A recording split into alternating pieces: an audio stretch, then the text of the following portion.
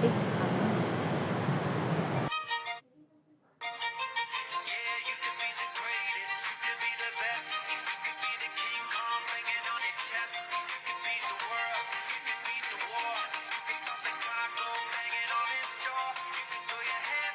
Ladies and gentlemen, hello Lods, may gabi kaninyong tanan.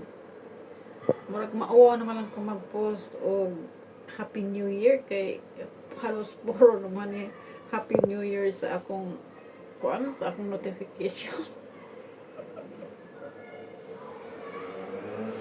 Di na lang ko mag-post murag maawa naman lang hinoon ko. Basin wa na mo tanaw sa akong gi-post. Pakaon pa ko sa kong iro guys. Mura og kaling corona ko kaulion ako sa kong boarding house. Matadto man ta ko og kuan Macau Tower mutan ako og fireworks. Pero mura gihila mo ko sa kakapoy. Ang katapol ang naghihila. So okay, so again, Merry Christmas and a Happy New Year. So welcome 2025. Malapit na po. Ilang oras na lang. So ako wala lang, simple lang, wala akong handa. Nag-bake ko lang ako, yun lang. Tapos bumili ako ng isang maliit na cake. Yun lang yun lang handa ko. Tapos basta yun lang. Wala. Kasi kahit anong gagawin mong mga pauso, 100 yung mga fruit sa mga bilog-bilog. Kung wala kang trabaho at tamad ka, wala kang pira. Yan ang buong katotohanan. Kung asa ka dyan, sa himala, medyo makamit din yan, pero depende yan sa ating pagsisikap.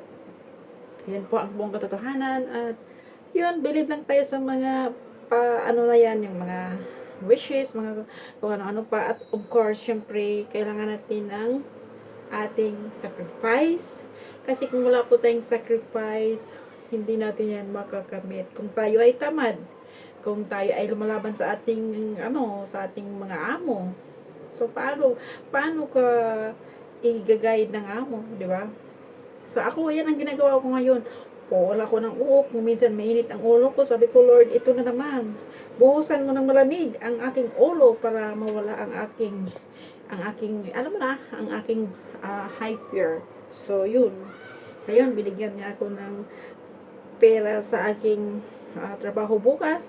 Pero kahit kalahati lang, it's okay, no problem. At least merong pera, di ba? Huwag mong isipin na, oy, triple pay dahil public holiday. No. Ganun ako. Ang importante, may income kahit papaano. Kaysa hihiga ka rin sa boarding house mo, o di ba? Sasakit yung likod. So, ganun ako, guys. So, sana I wish this year is more blessing to come to me. Okay? So, ganun lang.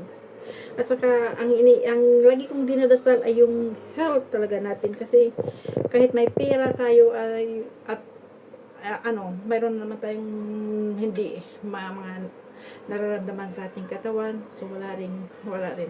Kasi, yung kinikita natin, doon din mapupunta sa mga gamot-gamot na yan. So, nagdasal lang tayo lagi ni Lord. Yun lang.